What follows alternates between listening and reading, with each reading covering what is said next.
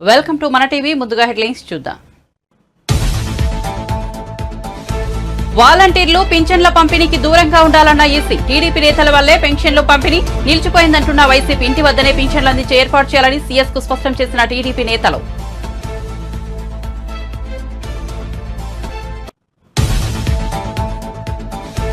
పవన్ సమక్షంలో జనసేన కండువాలు కప్పుకున్న బుద్ధప్రసాద్ నిమ్మక. పార్టీలోకి సాదర స్వాగతం పలికిన జనసేన. బుద్ధప్రసాద్ కు అవనిగడ్డ టికెట్ ఇచ్చే అవకాశం.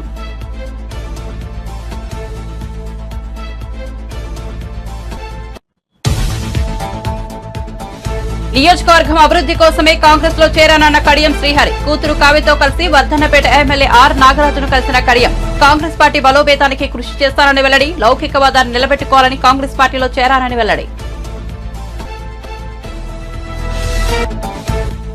రేవంత్ రెడ్డి ప్రభుత్వాన్ని కూల్చాల్సిన అవసరం మాకు లేదు. షిండేలు కాంగ్రెస్ లోనే ఉన్నారన్న కేటీఆర్. నల్గొండ ఖమ్మం జిల్లాలకు చెందిన కాంగ్రెస్ నేతలే ప్రభుత్వాన్ని కూలుస్తారని వ్యాఖ్య. కార్యకర్తల ఉత్సాహం చూస్తుంటే ఎందుకు ఓడిపోయామో అర్థం కావడం లేదన్న కేటీఆర్. ఇక వార్త వివరాల్లోకి వెళ్తే మాజీ ఎమ్మెల్యే మండలి బుద్ధప్రసాద్ జనసేన పార్టీలో చేరారు. మంగళగిరిలోని జనసేన పార్టీ ప్రధాన కార్యాలయంలో జరిగిన ఒక కార్యక్రమంలో మండలి బుద్ధప్రసాద్ జనసేనాని పవన్ కళ్యాణ్ సమక్షంలో జనసేన పార్టీలో చేరారు. మండలి బుద్ధప్రసాద్ కు పవన్ కళ్యాణ్ జనసేన కండువా కప్పి పార్టీలోకి సాదర స్వాగతం పలికారు. బుద్ధప్రసాద్ అవనిగడ్డకు చెందిన టీడీపీ నేత. ఆయన ఈ ఎన్నికల్లో టీడీపీ తరపున అవనిగడ్డ అసెంబ్లీ స్థానం నుంచి పోటీ చేయాలని భావించారు. కానీ అవనిగడ్డ జనసేనకు కేటాయించగా మండలి బుద్ధప్రసాద్ టీడీపీకి గుడ్ బై చెప్పి జనసేనలో చేరారు. జనసేన పార్టీ అవనిగడ్డ టికెట్ ను ఇంకా ప్రకటించాల్సి ఉంది.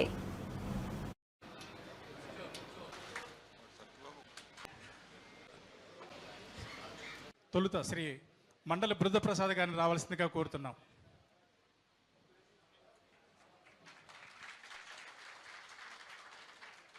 శ్రీ బుద్ధప్రసాద్ గారి గురించి తెలియని వారు ఎవరు ఉండరు.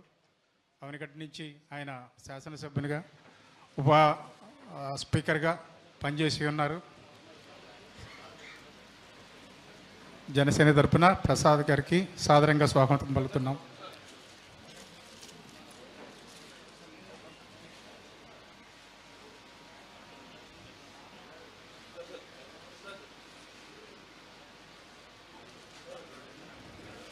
శ్రీ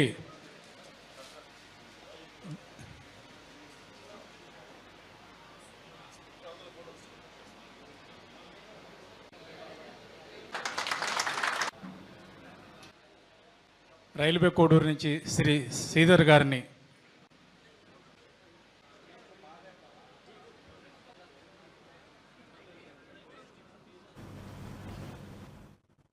తెలంగాణలో కాంగ్రెస్ బీఆర్ఎస్ పార్టీ నేతల మధ్య మాటల తూటాలు పేలుతున్నాయి. తాజాగా కాంగ్రెస్ పార్టీపై BRS working president KTR X వేదికగా కౌంటర్ ఇచ్చారు. కేసీఆర్ ఏం చేశారని ప్రతిపక్షాలు మీడియా అంటున్నాయని, 3.09 లక్షల తలసరి ఆదాయంతో పెద్ద రాష్ట్రాలలో తెలంగాణ నెంబర్ 1 గా నిలబెట్టిన ఘనత కేసీఆర్దని అన్నారు. ఇంత సాధించిన కేసీఆర్ ఏం చేశారని అంటున్నారని మండిపడ్డారు. కేసీఆర్ సాధించిన ఆర్థిక ప్రగతిని చెరిపేస్తే చెరగని సత్యమని అన్నారు. జై తెలంగాణ ట్వీట్ చేశారు. 2022-23 ఆర్థిక సంవత్సరానికి గాను దేశంలోని రాష్ట్రాల తలసరి ఆదాయాలకు సంబంధించిన ఫోటోను షేర్ చేశారు. నాయకులకు, మున్సిపల్ మాజీ చైర్మన్లకు, పేరు పేరున మున్సిపల్ చైర్మన్ల భర్తలకు పేరు పేరున, అదేవిధంగా వేదిక ముందున్న మా కుటుంబ సభ్యులైన మా అన్నదమ్ములకు, అక్క చెల్లెలందరికీ, పాత్రికేయ మిత్రులకు పేరు పేరున అందరికీ హృదయపూర్వకంగా నమస్కారాలు. మన ఏపీలో పెన్షన్ల పంపిణీకి వాలంటీర్లు దూరంగా ఉండాలని ఈసీ ఆదేశించగా టీడీపీ నేతల కారణంగానే పెన్షన్ల పంపిణీ నిలిచిపోయిందని వైసీపీ ఆరోపిస్తోంది. ఈ నేపథ్యంలో టీడీపీ నేతలు రాష్ట్ర సచివాలయాలకు వెళ్లారు. ఇంటింటికి వెళ్లి పింఛన్లు ఇవ్వాలని కోరుతూ సీఎస్ కు వినతిపత్రం ఇచ్చారు. పింఛన్ల పంపిణీలో కావాలని జాప్యం చేస్తున్నారని ఆరోపించారు. పింఛన్ల పంపిణీకి ప్రత్యామ్నాయ ఏర్పాట్లు చేయాలని టీడీపీ పొలిట్ బ్యూరో సభ్యుడు నక్క ఆనందబాబు డిమాండ్ చేశారు. గ్రామ వార్డు సచివాలయ సిబ్బంది ద్వారా 2 గంటల్లో పింఛను పంపిణీ చేయొచ్చని అన్నారు. కలెక్టర్ తో మాట్లాడి నిర్ణయం చెబుతామని సీఎస్ పేర్కొన్నారని నక్క ఆనందబాబు వెల్లడించారు. టీడీపీకి ప్రజల్లో చెడ్డ పేరు తెచ్చేందుకు జగన్ వాలంటీర్ల అంశాన్ని ఉపయోగించుకుంటున్నారని టీడీపీ సీనియర్ నేత బాలరామయ్య ఆరోపించారు. పింఛన్ల పంపిణీ అంశంపై ఉత్తర్వులు తెచ్చింది సీఈఓ అని, అలాంటప్పుడు ఎన్నికల సంఘం ఆదేశాలను చంద్రబాబుకు ఎలా ఆపాదిస్తారని ప్రశ్నించారు. ఈసీ ఉత్తర్వులు అమలు చేసే బాధ్యత ప్రభుత్వానిదేనా అని స్పష్టం చేశారు. గతంలో ఇచ్చినట్లే ఇంటింటికి వెళ్లి పెన్షన్లు అందించాలని బాలరామయ్య డిమాండ్ చేశారు. పింఛన్ల పంపిణీని ఈ నెల 5 లోపు పూర్తి చేయాలని పేర్కొన్నారు. నదిలో కొట్టుకుపోయేవాడు ఏదన్నా చిన్న దొరికింది పట్టుకొని ఈది బయటకు రావాలని, ప్రాణాలు రక్షించుకోవాలని ఎలా ప్రయత్నం చేస్తాడో ఆ రకంగా జగన్మోహన్ రెడ్డి ఈ రోజున తప్పుడు దారులు తొక్కుతూ ఉన్నాడు. తప్పుడు విధానాలు అవలంబిస్తూ ఉన్నాడు. ఏదో రకంగా తెలుగుదేశం పార్టీని అభాసుపాలు చేయాలి, బదనాం చేయాలి, చంద్రబాబు గారిని పబ్లిక్ దృష్టిలో ఒక వ్యతిరేకత సృష్టించాలని ప్రయత్నం చేస్తున్నాడు. మీరు పాత్రికేయ సోదరులు ఈ వీడియో చూస్తున్న రాష్ట్ర ప్రజలందరికీ విజ్ఞప్తి చేస్తున్నా, నిన్న చీఫ్ ఎలక్షన్ కమిషనర్ ఢిల్లీ నుంచి ఒక ఉత్తర్వులు ఇచ్చారు రాష్ట్ర సిఎస్కి. మీరు వృద్ధులకు ఇచ్చే పెన్షన్స్ అవన్నీ కూడా వాలంటీర్స్ ద్వారా వద్దు, వాలంటీర్ వ్యవస్థ కొంచెం లోపభూయిష్టంగా ఉంది, మీరు ప్రత్యామ్నాయ ఏర్పాట్లు చేసి ఆ పెన్షన్దారులకు ఏ రకమైన ఇబ్బందులు లేకుండా చూడండి అని చెప్పడం జరిగింది. అందులో చంద్రబాబు గారికి ఏం సంబంధం అండి? చంద్రబాబు గారి కింద పనిచేస్తున్నారా చీఫ్ ఎలక్షన్ కమిషనర్ ఢిల్లీ? ఆ బుద్ధి లేని, ఆ అవగాహన లేని ఆ వైఎస్ఆర్ కాంగ్రెస్ పార్టీ వాళ్ళ అఫీషియల్ పోర్టల్లో పెడుతున్నారు. అవ్వాతాతలకు ఇచ్చే పెన్షన్లు అడ్డుకున్న చంద్రబాబు, బుద్ధి లేని వైఎస్ఆర్ కాంగ్రెస్ పార్టీని నేను అడుగుతున్నా, ఇన్ వాట్ వే, ఏ విధంగా చంద్రబాబు గారు అడ్డుకున్నారు మిమ్మల్ని? ఇది ఎలక్షన్ కమిషన్ నిర్ణయం తీసుకుంటే చంద్రబాబు గారికి ఎలా ఆపదిస్తారు బుద్ధి లేని వైసీపీ నాయకులారా అని చెప్పి నేను అడుగుతున్నా. ముఖ్యమంత్రి ఇప్పుడు కూడా మాట్లాడుతున్నాడు, పెన్షన్ రాకపోతే చంద్రబాబు గారే బాధ్యుడని. చంద్రబాబు గారు ఎలా బాధ్యుడు అవుతాడండి? ఈ ప్రభుత్వం బాధ్యత వహించాలా? పార్టీ జనసేన బీజేపీ సిపి వాళ్ళు అందకుండా సామాజిక పెన్షన్దారులు ఇబ్బంది. ఒక్కో వ్యక్తి ఒక్కో సచివాలయంలో పనిచేసే ఎంప్లాయీస్ వివిధ కేటగిరీల కింద 11 మంది పనిచేస్తా ఉన్నారు. ఒక్కొక్కరికి మొత్తం కూడా బదిలీ చేస్తే పెన్షన్లు మొత్తం ఒక్కో ఎంప్లాయీకి 40 పెన్షన్లు వస్తాయి. 40 పెన్షన్లు అంటే 2-3 గంటల్లో పంపిణీ చేయొచ్చు. అటువంటిది వారం పట్టింది, 10 రోజులు పట్టింది అని చెప్పి ఈ ప్రభుత్వం తాత్సారం చేసి ఏదో ఒక విధంగా అధికారుల మీద ఒత్తిడి చేసి పెన్షన్ సకాలంలో అందకుండా సామాజిక పెన్షన్దారులు ఇబ్బంది పెట్టాలని ప్రయత్నం చేస్తూ ఉంది. దానిలో మీరు వృత్తిలో పడొద్దు, దయచేసి మీరు నిష్పక్షపాతంగా వ్యవహరించాలని చెప్పి మేము సిఎస్ గారి దృష్టికి తీసుకెళ్లాం.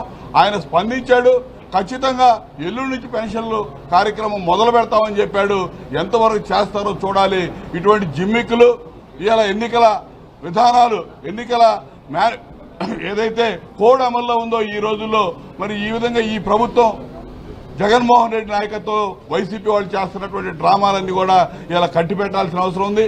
దానికి ప్రభుత్వ యంత్రాంగం అంతా కూడా ఇవాళ వాళ్ళని నిష్పక్షపాతంగా వ్యవహరించమని మేము అడిగాం. ఇవాళ సిఎస్ గారు చెప్పిన దాన్ని బట్టి వ్యవహరిస్తారని అనుకుంటా ఉన్నాం.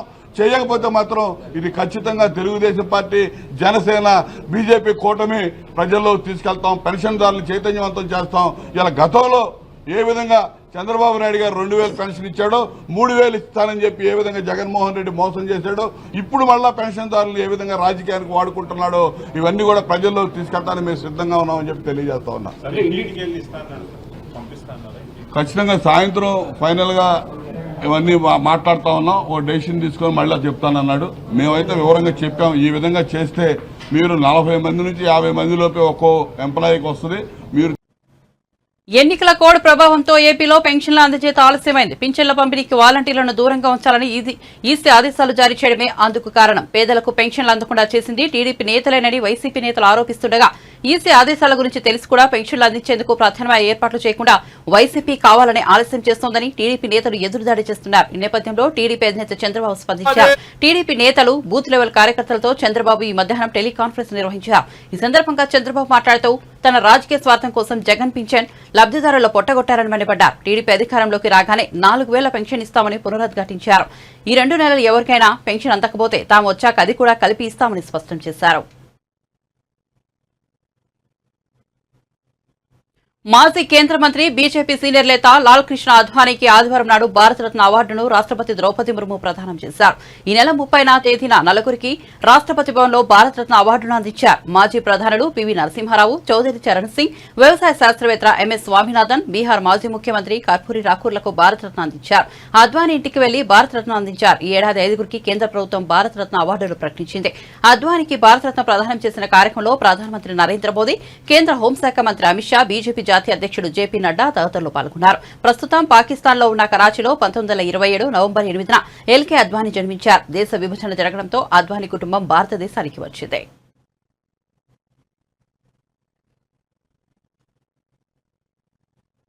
ఏపీలో పింఛన్ల పంపిణీ అంశం రాజకీయ రంగు పులుపుతోంది. వాలంటీర్ల ద్వారా పింఛన్ల పంపిణీ చేయరాదని ఈసీ ఆదేశించిన సంగతి తెలిసిందే. ఈ క్రమంలో పింఛన్లు ఇవ్వకుండా టీడీపీ అడ్డుకుందని వైసీపీ నేతలు కావాలనే ప్రభుత్వం పింఛన్లను ఆలస్యం చేస్తోందని విపక్షాలు ఆరోపిస్తున్నాయి. ఈ నేపథ్యంలో ఏపీసీసీ అధ్యక్షులు వైఎస్ షర్మిల మాట్లాడుతూ కావాలనే వైసీపీ ప్రభుత్వం జాప్యం చేస్తోందని మండిపడ్డారు. డీబీటీ ద్వారా వెంటనే పంపిణీలు చేయాలి, లేకపోతే కాంగ్రెస్ పార్టీ ఎక్కడికక్కడ ఆందోళనలు కూడా దిగుతుంది అని హెచ్చరిస్తున్నాం. వాలంటీర్ల ద్వారా కాకుండా ప్రభుత్వ యంత్రాంగం ద్వారా పెన్షన్ల పంపిణీ చేయాలి అని ఈసీ ఆదేశించడం జరిగింది. కానీ ఆంధ్ర ప్రభుత్వానికి సహకారం అందిస్తూ అధికారులు పెన్షన్ పంపిణీలు చేసే విషయంలో కావాలనే జాప్యం చేస్తే అది ప్రతిపక్ష పార్టీలకు హాని చేస్తుంది, వైసీపీకి మేలు చేస్తుంది. కాబట్టి దీంట్లో ఒక కుట్ర కోణం ఉంది అని కాంగ్రెస్ పార్టీ ఆరోపణ చేస్తుంది. నేను సిఎస్ గారితో మాట్లాడడం జరిగింది కాంగ్రెస్ పార్టీ చీఫ్ తరఫున, కాంగ్రెస్ పార్టీ చీఫ్గా. సిఎస్ గారు చెప్పిన విషయము 3వ తేదీన మొదలు పెడతాం పంపిణీ, ఆ పైన వారం రోజులు అందాజుగా పడుతుంది పంపిణీ చేయడానికి అన్నారు. అంటే పెన్షన్ అందుకోవడానికి 10 రోజులు వేచి ఉండాల్సిన పరిస్థితి వస్తుంది. ఇది భావ్యమేనా అని సిఎస్ గారిని ప్రశ్నిస్తున్నాం. ప్రభుత్వానికి మేలు చేయడం కాకపోతే ఇది ఏమిటి అని అడుగుతున్నాం.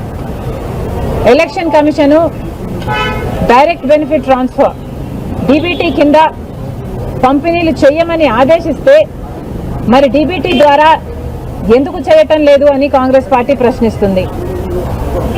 అసలు డిజిటల్ పేమెంట్స్ ద్వారా ఆన్లైన్ ద్వారా ఒక రోజులో పంపిణీ చేయగలిగినప్పుడు మీరు 10 రోజులు టైం పడుతుంది అని ఎందుకు చెప్తున్నట్టు? ప్రభుత్వానికి మేలు చేయడం, వైసీపీ పార్టీకి మేలు చేయడానికి కాకపోతే. కాబట్టి కాంగ్రెస్ పార్టీ సీరియస్గా డిమాండ్ చేస్తుంది పెన్షన్ పంపిణీల విషయంలో సిఎస్ గారు చొరవ తీసుకోవాలి, డీబీటీ ద్వారా వెంటనే పంపిణీలు చేయాలి, లేకపోతే కాంగ్రెస్ పార్టీ ఎక్కడికక్కడ ఆందోళనలు కూడా దిగుతుంది అని హెచ్చరిస్తున్నాం. వాలంటీర్ల ద్వారా కాకుండా పింఛన్ల పంపిణీకి వైఎస్ఆర్సీపీకు చెందిన వాలంటీర్లు వద్దని కేంద్ర ఎన్నికలు ఆదేశిస్తే ఆ నెపాన్ని విపక్షాలపై నెట్టడం ఏంటని జనసేన పీఏసీ చైర్మన్ నాదెండ్ల మనోహర్ ప్రశ్నించారు. గుంటూరు జిల్లా తెనాలి జనసేన కార్యాలయంలో ఆయన మీడియాతో మాట్లాడారు. ఎన్నికల కోడ్ మేరకు వాలంటీర్ల వద్ద ఫోన్లు, ట్యాబ్లు స్వాధీనం చేసుకోవడంలో తప్పేం లేదన్నారు. ఇక్కడ కూడా వాళ్ళు ఇచ్చిన ఆర్డర్లో పేర్కొన్న ప్రధాన అంశం ఏంటంటే కాంట్రాక్ట్ ఎంప్లాయీస్, వాలంటీర్ వ్యవస్థ ఎన్నికల్లో భాగంగా వాళ్ళకి డ్యూటీస్ ఇవ్వకూడదు. నంబర్ 1. నంబర్ 2, వాళ్ళకిచ్చిన సెల్ ఫోన్లు, ట్యాబ్లు ఇవన్నీ కూడా ప్రభుత్వ ఆస్తి, వాళ్ళ సొంత ఆస్తులు కాదు. కాబట్టి ఆ సమాచారం వీళ్ళు సేకరించిందంతా కూడా అధికార యంత్రాంగానికి, గ్రామ సచివాలయానికి, అక్కడ ఉన్న వివిధ శాఖలకి వాళ్ళు అప్పచెప్పమన్నారు. కానీ అదేదో రాజకీయ కోణంలో చూసి పెన్షన్లు మీరు ఇంటికి వెళ్ళి పంపిణీ చేయకూడదనే మాట ఎక్కడ కూడా వాళ్ళు అనలేదు. నగదు పంపిణీ విషయంలో వాళ్ళు స్పష్టంగా చెప్పింది ఏంటంటే నగదు పంపిణీ విషయంలో ప్రభుత్వ అధికార యంత్రాంగం ఇంటింటికి వెళ్ళి మీరు పంచాలి అని చెప్పారు. దాన్ని వీళ్ళు ప్రచారం కోసం మార్చేసి రకరకాలుగా బాధ్యతని తప్పుకోవడానికి కోసం చేస్తున్న ప్రయత్నం. ప్రభుత్వంలో ఎవరైతే అధికారులు ఉన్నారో వాళ్ళు మేము హెచ్చరిస్తున్నాం జనసేన పార్టీ నుంచి, ఎట్టి పరిస్థితుల్లో 3వ తారీఖు లోపు ప్రతి ఒక్కరికి పెన్షన్ చేరే విధంగా చర్యలు తీసుకోవాలి. ఇదివరకు అట్లానే చేసేవాళ్ళం, అధికార యంత్రాంగాన్ని ఉపయోగించుకునే వాళ్ళం. రెవెన్యూ సిబ్బంది, మున్సిపల్ సిబ్బంది, పంచాయతీరాజ్ సిబ్బంది, ఇన్ని లక్షల మంది మనకి అధికారులు ఉన్నప్పుడు ఎందుకు మనం ఈ కార్యక్రమం చేయలేము? దేనికోసం ఈరోజు మరొక్కసారి బురద జల్లడానికి కోసం జనసేన పార్టీ పైన, తెలుగుదేశం పార్టీ పైన, ప్రతిపక్షాల పార్టీల పైన ఎందుకు మీరు ఈ విధంగా ప్రచారం చేస్తున్నారు? ఖచ్చితంగా ఎవరైతే అధికారులు ఈ విధంగా కావాలని ఇబ్బంది పెడుతున్నారో, పెన్షన్లు పంపిణీ చేయకుండా చేస్తున్నారో వాళ్ళ పైన చర్యలు ఖచ్చితంగా తీసుకుంటాం. వృద్ధాప్యంలో ఉన్న మన పెన్షన్దారులకు, దివ్యాంగులకు, వితంతులకు, బలహీన వర్గాల వారికి ఇవ్వాల్సిన పెన్షన్లు, వీళ్ళందరికీ కూడా ఎట్టి పరిస్థితుల్లో కూడా 3వ తారీఖు లోపు పెన్షన్ అందించే బాధ్యత ప్రభుత్వం పైన ఉంది, ప్రభుత్వ అధికారుల పైన ఉంది. మీరు కావాలని ఏదో చంద్రబాబు నాయుడు గారు లెటర్ రాశారనో, ఎలక్షన్ కమిషన్ ఏదో స్పందించిందో ఆ అబద్ధం మాత్రమే దయచేసి మీరు ఆపేయండి. పవన్ కళ్యాణ్ గారు కూడా నేను చాలా స్పష్టంగా చెప్పారు, వాలంటీర్ వ్యవస్థని గౌరవించే విధంగా మేము పనిచేస్తాం. కించపరిచే విధంగా చేస్తుంది జగన్మోహన్ రెడ్డి గారి ప్రభుత్వం. దాన్ని మీరు గుర్తించండి. డిగ్రీలు చదివి పోస్ట్ గ్రాడ్యుయేషన్ చేసి మీరు ఈ రోజున వాలంటీర్లుగా పనిచేయడం ఎంతవరకు సబబది? ఉపాధి అవకాశాలు లేక గ్రామాల్లో, పట్టణంలో మీరు ఇబ్బంది పడుతున్నారు. వ్యవస్థల్ని మీరు బలపరిచే విధంగా తరతరాలుగా మనం కష్టపడి మనం ఏర్పాటు చేసుకున్న ప్రభుత్వ సంస్థల్ని మరింత బలోపేతం చేసే విధంగా దయచేసి మీ అందరూ కూడా పనిచేయండి. దానికోసమే ఈ ప్రయత్నం. ప్రజలకి మాత్రం ఎక్కడ కూడా ఇబ్బంది కలగకూడదు. ఎట్టి పరిస్థితుల్లో కూడా రాబోయే 2 రోజుల్లో పెన్షన్ల పంపిణీ కార్యక్రమం జరగాల్సిందే. లేకపోతే ఈ అధికార యంత్రాంగం పైన చర్యలు తీసుకోమని తప్పకుండా మేము ప్రజల పక్షాన్ని నిలబడతామని చెప్పి. తెలంగాణలో ఎక్కడా విద్యుత్ కోతలు లేవని మంత్రి ఉత్తమ్ కుమార్ రెడ్డి అన్నారు. పవర్ విషయంలో బీఆర్ఎస్ చేసిందేమీ లేదన్న ఉత్తమ్, బీఆర్ఎస్ కు పార్టీ మిగిలిందన్న భయం పట్టుకోలేదన్నారు. కేసీఆర్ కుటుంబ సభ్యులు తప్ప బీఆర్ఎస్ లో ఎవరు ఉండరంటూ వ్యాఖ్యానించారు. పార్లమెంట్ ఎన్నికల తర్వాత బీఆర్ఎస్ కనుమరుగవుతోందన్నారు. విద్యుత్ విషయంలో బీఆర్ఎస్ చెప్పేవని అసత్యాలని ఉత్తమ్ పేర్కొన్నారు. తెలంగాణ ప్రజానీకానికి మరోమారు మనవి చేస్తున్నా, అబద్ధాలు, వాస్తవాలని వక్రీకరించడం, ఒక ఫ్రస్ట్రేషన్, ఒక డిప్రెషను, పవర్ పోవడమే కాదు, గవర్నమెంట్ పోవడమే కాదు, ఇప్పుడు పార్టీ కూడా మిగలదేమో భయంతో బయటికి రావడం తప్పితే మరొకటి కాదు. నా సుదీర్ఘ రాజకీయ అనుభవంలో ఏ పార్టీ కూడా ఇంత తొందరగా కుప్పకూలిపోలేదు. దేశంలో చాలా రీజనల్ పార్టీస్ ఉన్నాయి. తమిళనాడులో ఉన్నాయి, ఒరిస్సాలో ఉన్నాయి, వెస్ట్ బెంగాల్లో ఉన్నాయి, మహారాష్ట్రలో ఉన్నాయి. సుమారు అన్ని రాష్ట్రాల్లో ఏదో ఒక రీజనల్ పార్టీ ఉంది. కానీ ఒక రీజనల్ పార్టీ పొంకనాలకు పోయి జాతీయ పార్టీగా మార్చుకుని అసలు ఉనికికే పోయి అసలు ఎగ్జిస్టెన్స్ లేకుండా పోవడం ఈ టీఆర్ఎస్, బీఆర్ఎస్, ఇప్పుడు వీఆర్ఎస్ అయిపోతుంది. చాలా స్పష్టంగా చెప్తున్నాను నేను, పార్లమెంట్ ఎన్నికల తర్వాత బీఆర్ఎస్ పార్టీ మిగలదు. పార్లమెంట్ ఎన్నికల్లో బీఆర్ఎస్ పార్టీకి వచ్చే స్థానాలు 0. ఆ తర్వాత ఆ పార్టీలో ఎవరు మిగలరు, కేసీఆర్ ఆయన కుటుంబ సభ్యులు తప్పితే. ఆ ఫ్రస్ట్రేషన్ లో, ఆ డిప్రెషన్ లో, ఆ భయంతో, ఆ నర్వస్నెస్ తో ఎన్నడూ కూడా రైతుల మధ్య పోయి ప్రజల్లో సమయం గడపని కేసీఆర్ ఒక విలాసవంతమైన ప్రగతి భవన్ కట్టుకొని ఇంకో విలాసవంతమైన ఫామ్ హౌస్ లో సమయం గడుపుతూ ఈరోజు ఉరికురికి సూర్యాపేట పోయిందంటేనే ఎంత భయాందోళన ఉన్నారో తెలంగాణ ప్రజలు గమనించవచ్చును. మాట్లాడిన ప్రతి మాట అబద్ధమే. అసలు నిజంగా ఒక పెద్ద మనిషి 10 ఏళ్లు ముఖ్యమంత్రి అయిన తర్వాత ఈ విధంగా అబద్ధాలు మాట్లాడొచ్చా? తెలంగాణ ప్రజలు గమనించాలి. వాళ్ళు నిన్న పెట్టిన ప్రెస్ మీటు వాళ్ళ పార్టీ ఆఫీస్లో జనరేటర్ మీద పెట్టి లోపల ఎవరో ఆ వైర్లు దొక్కుంటే అది కొంత ఇంటరప్షన్ అయితే పవర్ సప్లై ఎట్లుంటుందా అని చూడంటారు. ఇంతకంటే దుర్మార్గంగా ఒక మాజీ ముఖ్యమంత్రి అబద్ధాలు చెప్పడం, ఇది యావత్ తెలంగాణ ప్రజానీకాన్ని గమనించాలి. మా ప్రభుత్వం 24 గంటల పవర్ ఇంటరప్షన్ లేకుండా ఇవ్వడానికి ముఖ్యమంత్రి రేవంత్ రెడ్డి గారు, ఉప ముఖ్యమంత్రి పవర్ మినిస్టర్ బట్టి విక్రమార్క గారు స్పష్టమైన ఆదేశాలు ఇచ్చారు. ఎంత ఖర్చైనా సరే పవర్ కొనుగోలు చేసి 24 అవర్స్ పవర్ కొనసాగిస్తాము. అదేవిధంగా పవర్ విషయాల్లో మీకు కొన్ని చెప్పాలి. ముఖ్యమంత్రిగా ఉన్నప్పుడు రైతుల కష్టాలు కేసీఆర్ కు తెలియదా? ఇప్పుడు వారి ఇబ్బందులు గుర్తుకొచ్చాయని బీజేపీ మెదక్ లోక్సభ అభ్యర్థి రఘునందన్ రావు ప్రశ్నించారు. కేసీఆర్ జిల్లాల పర్యటనపై ఆయన విమర్శలు గుప్పించారు. సోమవారం మీడియాతో మాట్లాడుతూ 100 ఎలకలు తిన్న పిల్లి కాశీకి పోయినట్లుగా కేసీఆర్ తీరు ఉందన్నారు. గతంలో కేసీఆర్ ఫామ్ హౌస్ లో రైతులు ఉరివేసుకున్నా పట్టించుకోలేదని ఆరోపించారు. సిద్దిపేట ఎమ్మెల్యే హరీష్ రావుకు మెదక్కు సంబంధం ఏమిటని ప్రశ్నించారు. ఆయనకు ఈ నియోజకవర్గంతో సంబంధం లేదన్నారు. కుక్కలను నక్కలను కాంగ్రెస్ పార్టీ చేర్చుకుందని కేసీఆర్ అంటున్నారని, మరి గతంలో వారిని తన పార్టీలో చేర్చుకున్నప్పుడు ఏమైందని రఘునందన్ రావు నిలదీశారు.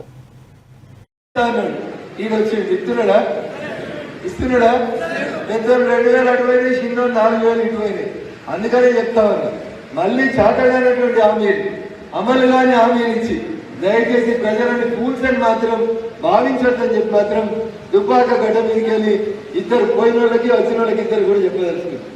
ఎందుకంటే 100 ఎలుకల్ని తిన్న తర్వాత పిల్లి కాశీకి పోయిందంట. ఎడిపోయింది? 10 ఏళ్ల తర్వాత కొన్ని వందల మంది రైతులు చచ్చిపోయినాక ఇవాళ కేసీఆర్కి వ్యాధికి వచ్చింది. ఏం వ్యాధికి వచ్చింది? రైతులకి కష్టం వచ్చిందని కేసీఆర్ కడుపును వచ్చిందంట. రైతుల కష్టం టీఆర్ఎస్ పార్టీ అధికారంలో ఉన్నప్పుడు రాలేదా? రైతులు ఆత్మహత్య చేసుకోలేదా? మా దౌలతాబాద్ మండలంకి ఒక రైతు వచ్చి నీ ఫామ్ హౌస్ గేట్ కూడా 3 రోజులు నిల్చొని నీ అపాయింట్మెంట్ దొరకకపోతే ఉత్తరం రాసి పెట్టి నీ ఫామ్ హౌస్ గేటుకి సమీపంలో చెట్టు కూరేసుకొని చచ్చిపోయిండు. కేసీఆర్ మర్చిపోయినాడు అని చెప్పి ఇలా దౌలతాబాద్ గడ్డ మీదకి మా దగ్గర పడగాలి. వీళ్ళు ఏమనుకుంటారు? జనాలు మమ్మల్ని మర్చిపోతారు. పొద్దుకొని చెప్తే ఏది చెప్పినా సరే నేను చెప్పిందే నమ్ముతారు అని అనుకుంటున్నారు. నిన్న కడియం శ్రీహరి పార్టీలకి పోతున్నాడు అని అన్నప్పుడు కేసీఆర్ ఒక మాట మాట్లాడిండు. ఏం మాట్లాడిండు అనేది వింటే నాకైతే సిగ్గుతోటి తలకా ఏడబెట్టుకోవాలని అర్థం కాదు. నిజంగా మనిషి అనేవాడు ఎవరు కూడా ఇట్లా కూడా మాట్లాడతాడా అని అనిపించింది నాకు. మీరు కూడా చెప్పాలి ఊళ్ళో పోటీ. కేసీఆర్ ఏం చెప్పిండో చెప్తా మీకు. ఈ నక్కల్ని, ఈ కుక్కల్ని, ఇది నా మాట కాల్సిందా మీడియా మిత్రులారా, ఈ నక్కల్ని, ఈ కుక్కల్ని మా ఎమ్మెల్యేని తీసుకొని కాంగ్రెస్ పార్టీ ఎవరిన్నాడు? కుక్కలు నక్కలని ఎవరిన్నాడు? కేసీఆర్ ఎమ్మెల్యేలు. ఈ కుక్కల్ని, ఈ నక్కల్ని మా ఎమ్మెల్యేని తీసుకొని మీరు చిల్లర రాజకీయం చేస్తున్నారు. మేము రాజకీయం చేయాలనుకుంటే చాలా చేస్తాము, కానీ నాకు ప్రజల మీద చాలా ప్రేమ ఉంది కాబట్టి ఎండిపోయిన పొలాలు తీసుకొచ్చిపోతా అని చెప్పి 100 ఎలుకలు తిన్నాక కాశీకి పోయేటప్పుడు పిల్లి చెప్పినట్టు ఈ కేసీఆర్ అనే ఆయన చెప్పిండు. అన్న ఒకటి అడగాలి మనం సమాజాన్ని. ఇలా తెలంగాణ సమాజం కూడా ఆలోచించాలి. మరి వీళ్ళు నక్కలు కుక్కలైతే కేసీఆర్ మీరు ఆ కాంగ్రెస్ లోకి వెళ్ళి నీ పార్టీలోకి తీసుకున్నావు కదా, దానం నాగేందర్ని, డి శ్రీనివాస్ని, కె కేశవరావుని, ఇట్లా చదివితే 100 మందిని తీసుకున్నావు కదా. మరి వీళ్ళందరూ ఆ రోజు నీకు నక్కల్లాగా కుక్కల్లాగా కనబడలేదా కేసీఆర్? ఇవాళ నీరు నిడిచిపెట్టి పక్క పార్టీలో పోతుంటే వాళ్ళు నక్కలైనరు కుక్కలైనరా కేసీఆర్ అని అడగాలవుతా? ఈ చైతన్యం కేవలం దుబ్బాక గడ్డకే ఉంది. ఇందాక మోహన్ చెప్పినట్టు 3 ఏళ్ల కింద టీఆర్ఎస్ తలరాతను మార్చిన గడ్డ ఈ దుబ్బాక గడ్డ. తన నియోజకవర్గం అభివృద్ధి కోసమే తాను అధికార కాంగ్రెస్ పార్టీలో చేరానని స్టేషన్ కన్పూర్ ఎమ్మెల్యే కడియం శ్రీహరి అన్నారు. కాంగ్రెస్ పార్టీ బలోపేతానికి కృషి చేస్తానన్నారు. తన కూతురు కడియం కావ్యతో కలిసి హన్మకొండలోని వర్ధనపేట ఎమ్మెల్యే ఆర్ నాగరాజును, ఆ తర్వాత మంత్రి కొండా సురేఖ దంపతులను ఆయన కలిశారు. అనంతరం ఆయన మీడియాతో మాట్లాడుతూ లౌకికవాదాన్ని నిలబెట్టుకోవాలని కాంగ్రెస్ పార్టీలో చేరినట్టు చెప్పారు. బీజేపీ మతోన్మాదాన్ని అడ్డుకోవడం కాంగ్రెస్ తో మాత్రమే సాధ్యమని చెప్పారు. ముఖ్యమంత్రి గౌరవనీయులు శ్రీ రేవంత్ రెడ్డి గారు, ఏఐసిసి జనరల్ సెక్రటరీ శ్రీమతి దీపాదాస్ మున్షి గారు, ఏఐసిసి సెక్రటరీస్ చౌదరి గారు, విష్ణు గారు, పిసిసికి సంబంధించిన కార్యదర్శులు, మంత్రులు అందరి సమక్షంలో సీఎం గారి నివాసంలో నిన్న కాంగ్రెస్ పార్టీలో చేరడం జరిగింది. ప్రధానంగా రాష్ట్రంలో కాంగ్రెస్ పార్టీని బలోపేతం చేయాలని దేశవ్యాప్తంగా బీజేపీ మతోన్మాదాన్ని అడ్డుకోవాలి అంటే అది ఒక కాంగ్రెస్ పార్టీతోనే సాధ్యమవుతుందని దేశవ్యాప్తంగా మైనార్టీలపైన దళితులపైన జరుగుతున్న దాడులను అడ్డుకోవడంలో కాంగ్రెస్ పార్టీ ముందుంటుందని సోనియా గాంధీ గారు, రాహుల్ గాంధీ గారు, ఖర్గే గారు వీరందరి నాయకత్వంలోనే అది సాధ్యమవుతుంది, లౌకికవాదాన్ని నిలబెట్టుకోవడానికి వీలవుతుందనే ఆలోచనలో భాగంగా పార్టీలో చేయడం జరిగింది. దానికి తోడు నియోజకవర్గాన్ని కూడా అభివృద్ధి చేసుకోవాల్సిన అవసరం ఉన్నది. నా నియోజకవర్గ ప్రజలు ఎంతో నమ్మకంతో మొన్నటి ఎన్నికలలో కాంగ్రెస్ పార్టీ గాలిలో కూడా నన్ను గెలిపించారు. ఆ ప్రజలకు న్యాయం చేయవలసిన అవసరం ఉన్నది, ఆ నియోజకవర్గానికి కూడా న్యాయం చేయవలసిన అవసరం ఉన్నది. అన్నీ ఆలోచించి ఒక నిర్ణయం తీసుకొని కాంగ్రెస్ పార్టీలో చేరడం జరిగింది. రాష్ట్ర ముఖ్యమంత్రి 5 ఏళ్లు మనం బాగుండాలంటే ఆలోచించి ఓటు వేయాలని ప్రజలకు ప్రముఖ సినీ నటుడు సుమన్ సూచించారు. రాజకీయ నాయకుల్ని అవినీతి పనులు చేసింది ప్రజలేనని విమర్శించారు. ఎన్నికల ఫలితాలు వచ్చిన తర్వాత చాలా మార్పులు వస్తాయని తెలిపారు. తాను తన అభిమానులు ప్రస్తుతం సమాజ సేవలో ఉన్నామని, రాజకీయాల్లోకి వచ్చినందువల్ల ఉపయోగం లేదని సుమన్ చెప్పారు. ఒంగోలులో ఓ కార్యక్రమంలో పాల్గొన్న సందర్భంగా ఆయన మీడియాతో మాట్లాడారు. రాజకీయం వస్తాను, ఏంటి బెనిఫిట్ నాకు? ఎందుకు చేస్తున్నాను కానీ నేను తిరుగుతున్నానుగా, సమాజ సేవగా ఇది మా అభిమానులు ఉన్నారు చేస్తున్నారుగా. చెప్పి నాకెందుకు, నేను ఉండేది తెలంగాణ కదా. మీకు ఏ నాయకుడు మీకు ఇష్టం ఉందో, మీకు ఏ పార్టీ సిద్ధాంతాలు మీకు ఇష్టం ఉందో, మీకు కష్టపడి మీతో పాటు ఉంటున్నారో, ఎవరు పోలీస్ స్టేషన్ నుంచి, రైల్వే స్టేషన్ నుంచి హాస్పిటల్కి వస్తున్నారో, సర్పంచ్ నుంచి ఎంపీ వరకు, మినిస్టర్ వరకు మీరు వాళ్ళని గెలిపించండి. సాయం చేసిన వాళ్ళు, జీవితంలో సాయం చేసిన వాళ్ళు మర్చిపోవద్దు. ఇంకొక విషయం, ఎన్ని అయిన తర్వాత రాజకీయ నాయకులు కరప్షన్ అని తిడతారు. వాళ్ళు ఎవరు కరప్షన్ చేసింది? మీరే. వాళ్ళు డబ్బులు ఇస్తే మీరు తీసుకుంటారు, అన్ని పార్టీని తీసేసుకొని తర్వాత మీకు ఇష్టమైన పార్టీ వేస్తారు. అన్యాయం అది. వాళ్ళు ఇస్తారు, అది అది అది అలా అలవాటు అయిపోయింది. మీరు ఎప్పుడు బాగుపడతారు? 5 సంవత్సరాలు మీరు బాగుండాలంటే ఆలోచించండి. ఆలోచించి మీరు ఎవరి మీద బ్లేమ్ చెప్పేటప్పుడు ఆలోచించి బ్లేమ్ చేయండి.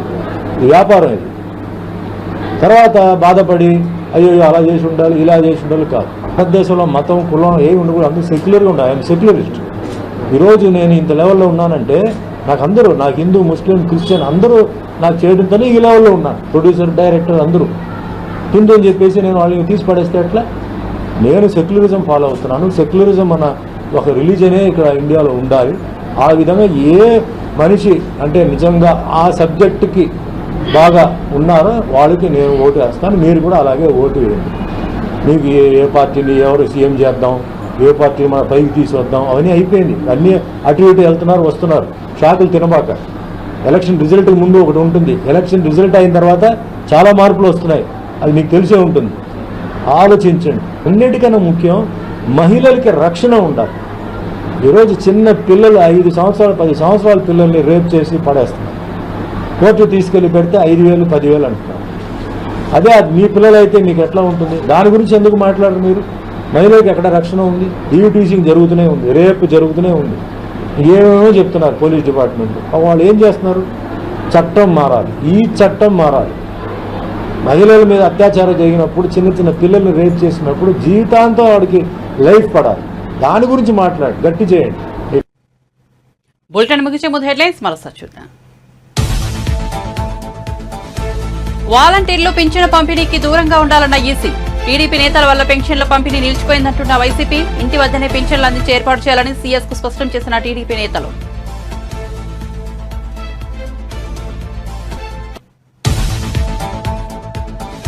పవన్ సమక్షంలో జనసేన కండువాలు కప్పుకున్న బుద్ధప్రసాద్. నిమ్మక పార్టీలోకి సాధారణంగా స్వాగతం పలికిన జనసేనాని. బుద్ధప్రసాద్ కు అవన్గడ్డ టికెట్ ఇచ్చే అవకాశం.